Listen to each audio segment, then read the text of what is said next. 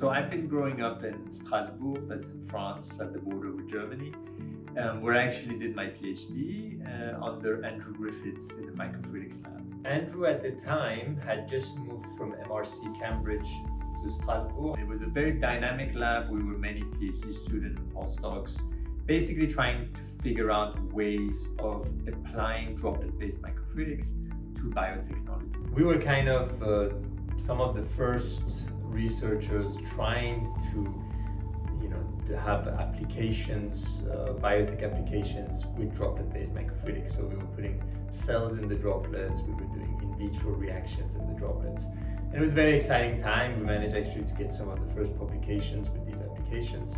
And the lab was collaborating with this giant company called Allozymes. They are actually the leaders in technical enzymes in the world. And they were seeing this young PhD student about to finish his PhD, and they offered me a position to come and join them in Copenhagen, Denmark. Basically, from there, I had a 10-year career at Allozymes, where most of it was spent in R&D, where I became the department manager.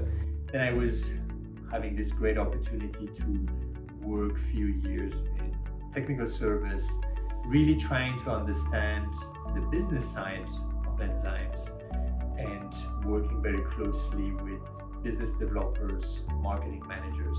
And then, very recently I joined Allozymes, and it's a very exciting time because Allozymes technology is also the technology that I fell in love with back at my PhD. So for me, Allozymes is a very ambitious startup putting forward quite a unique technology, combining droplet-based microfluidics with the use of large amount of data. And then using that data to train AI models through machine learning. A unique vision, I would say, that is really pushed by the ambition of the founders. And you can kind of draw a parallel for the miniaturization of computers, through the last 50 years, and what microfluidics is doing for biotechnology. We are using the droplet-based microfluidics for protein engineering, but it's also being used quite extensively now for drug discovery and next-generation sequencing. So I think Allozymes has kind of 3 value-added points that we can bring here. One is lower cost, it's higher speed, and what we say a higher chance of success. Lower cost meaning that compared to traditional robotic screening technologies, Allozymes uses extremely small quantities because the volumes of our droplets that are used as compartments for our screenings are picoliter, and that is dramatically smaller than what's used in the traditional robotic screening systems. You are having a dramatic drop in cost, especially if the reagents that you're using for your screening are valuable.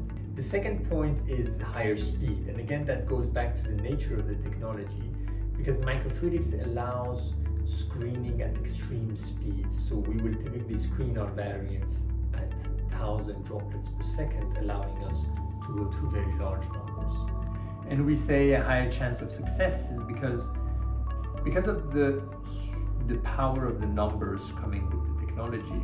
You can actually interrogate a larger set of mutations and variations of your enzyme, ultimately giving you a higher chance of success, of course compared always to the standard, which is, let's say, the robotic screening systems. So all these points basically are linked to the nature of the technology, allowing high speed, high numbers, lower cost. And that puts us in a unique position of doing protein engineering in an innovative new way. And that's one of the reasons why I'm very excited to join the company and be part of this adventure.